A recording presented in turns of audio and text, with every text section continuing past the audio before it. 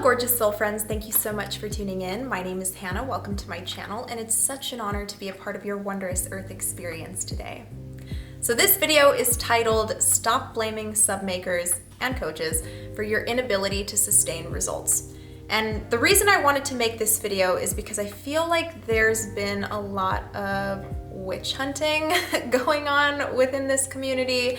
And I think that it's getting a little bit toxic. A core ingredient in any successful manifestation journey is total self-accountability. And that's really what I want to touch on today, because I think a lot of the witch hunting is coming from people who are really giving up their power to these submakers and these coaches, when it's time to take that back and really take accountability over our life and over our creation. You are always deciding on an unconscious level how people treat you, how situations unfold for you, whether or not you're accepted or rejected, whether or not life goes in your favor. I've spoken on this in previous videos. It's not uncommon for people to experience what feels like resistance when listening to subliminals and affirmation tapes. Because oftentimes there's kind of like an integration period for some people where, you know, their brain's not necessarily used to the new belief, and it puts a lot of resistance up because it's very comfortable as it's been marinating in the old belief for years, decades. And this resistance can come in many different forms. Anxiety, manifesting the opposite, getting your results and then losing them, people telling you that you're not gonna get your manifestations, or your 3D showing you signs that make you spiral and, make you believe that it's not coming to you. All of these things boil back down to your core beliefs. And all a subliminal is doing is literally robotic affirming. It's robotic affirming a set of beliefs into your mind and impressing those beliefs on your subconscious through repetition. When you stop listening to a subliminal, if you're not able to sustain the beliefs affiliated with those affirmations that were in the subliminal, then you're going to lose your manifestation. You're not going to be able to sustain your manifestation. And this is why I always say that the power of manifestation is not in the subliminal. It's in your ability to create and sustain new beliefs that ultimately create a new experience for you. Beliefs that lay the foundation for you to create new circumstances in your life, new people, new versions of people. Beliefs that are sustained through repetition. So conscious manifestation is a lot like working out a muscle. All right, when you work out a muscle, you're basically just repeating a certain movement over and over again. We see a similar process happening with robotic affirming and with just repetition in general.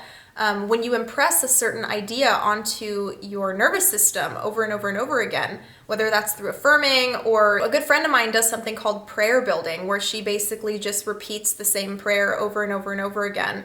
It's the same process. It doesn't matter what you do. It's that act of repetition that's really, really working. So repeating an I am statement with enough consistency and dedication, it's going to produce results that reflect that I am statement. It's law. I mean, you can call it biochemistry, you can call it psychology, you can call it spiritual law, whatever you want to call it. It doesn't matter. Sometimes when a person has a really low self-esteem, or a really deep-rooted self-sabotaging belief, they have to continue to affirm even after they've attained their manifestation, at least until it becomes a very regular and normalized part of their experience. And that can come through visualization. Some people have a certain image or a vision that they just repeat over and over and over again in states of meditation.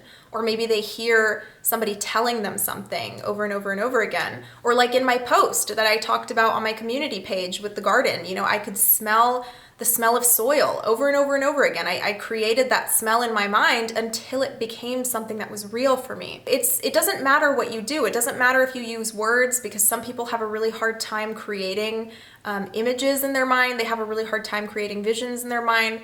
So that's where affirming can really come in, is it kind of just hacks that process for those that have a hard time creating images and sounds and whatever in their mind. You can really just get to the root of it and repeat a certain phrase over and over and over and over again until it impresses, until it becomes real. Now, I am aware that there are subliminal channels out there that have been identified as being harmful and manipulative and kind of sneaking in harmful affirmations. But I think personally, and this is just my honest opinion, And I say this as somebody who's had my own experiences with these types of channels. I've had my own fair share of experiences of shadow beings and like weird stuff happening after I listened to certain subliminals. I'm no stranger to that, but I definitely think that these kinds of submakers are few and far between. Now, even with saying that, I still think it is important to be discerning of, who you're listening to, who you're sourcing your subliminals from. And this goes for manifestation content as a whole. Even the coaches that are out there teaching, everything is energy. And there are people who maybe their intentions are good, but they don't have the awareness of the occulted mechanisms behind the process of manifestation.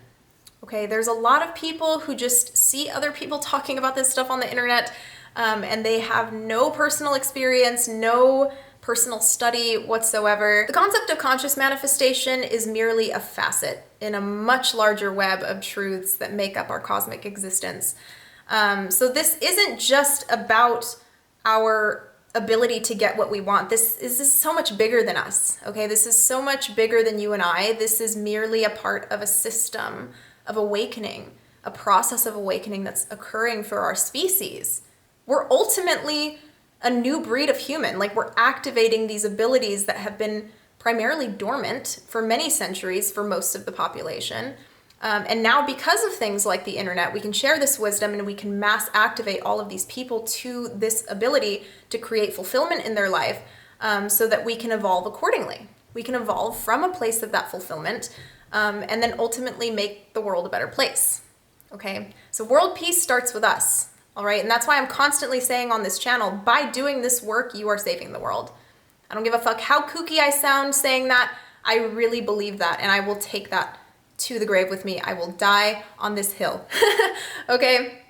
You are ultimately contributing to a greater world by consciously manifesting and creating a life that is fulfilling for you. And a life where you can really operate from your best self, right? Because that's really what's required in order to be good at this. You have to be able to operate from a place of self-accountability, self-awareness, self-reflection, all of these qualities that make a person of stand-up character. You really do have to hold that within yourself to be a good manifester. Okay? So I'm gonna just keep it 100. There's a lot of people on the internet that don't know what the fuck they're talking about. There's a misinterpretation of this wisdom because you get all of these online gurus who are just studying a single page rather than the whole textbook. Okay, we've got an epidemic of that going on right now with all of the different religions. Everybody thinks that their single page is the whole book, when it's not. All of these different belief systems and perceptions work together in unison to create a singular truth that encapsulates the whole of humanity. So while there are lots of submakers out there who do have good intentions, they may just not be mindful of the affirmations that they're using. A lot of people are not intentful with their words. A lot of people struggle with really recognizing how much their words are affecting people. Okay? Maybe they're using AI to come up with their affirmations, which I've mentioned before. I do not support that on this channel. Or they're using like robotic voicing for their subs or whatever.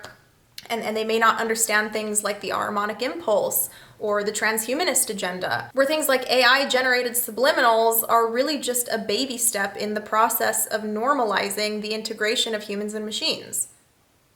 So there's all of these different things to consider while being in this community, while teaching, and while creating things for people that are ultimately meant to help them create their lives. There's a lot of people who just aren't considerate of these things. It doesn't make them bad people, but they just don't have that grander perception. It really does take a whole lot of self-accountability and responsibility to be on this path. And I think that's why it's easier for people to just believe in an external God, because it doesn't require them to do the self-work or the inner work to hold themselves accountable to be the best version of themselves possible in that moment. It's just so crazy to me how quickly things can spiral into a witch hunt just because one person got their subliminal results and then lost them after listening. Like, no, boo-boo, it's because you didn't have strong enough beliefs around a certain experience to normalize it in your life And that's why you had it while you were listening to the subliminal and then lost it after you stopped listening. And you need to keep persisting with the new belief until it becomes a normal, regular, mundane part of your life. Okay? So if you get a manifestation and then lose it, like, don't give up. So many people don't realize how much they give their power away to external factors in their life. And this is an example of that. If you experience negative effects from a subliminal, then just affirm that you're immune to negative effects. Or just affirm that all subliminals work positively for you. Okay, you have that power. We are so freaking powerful, guys. And I just made a subliminal the other day about this exactly, that all subliminals work positively for you. So if you're having negative effects, if you're experiencing resistance or whatever you want to call it, check out that subliminal. I'll have it linked somewhere around here, so you can check that out whenever you'd like. But that is the conclusion of this video. Thank you guys so much for tuning in and for listening to me rant about this, because this is something that I've noticed time and time again.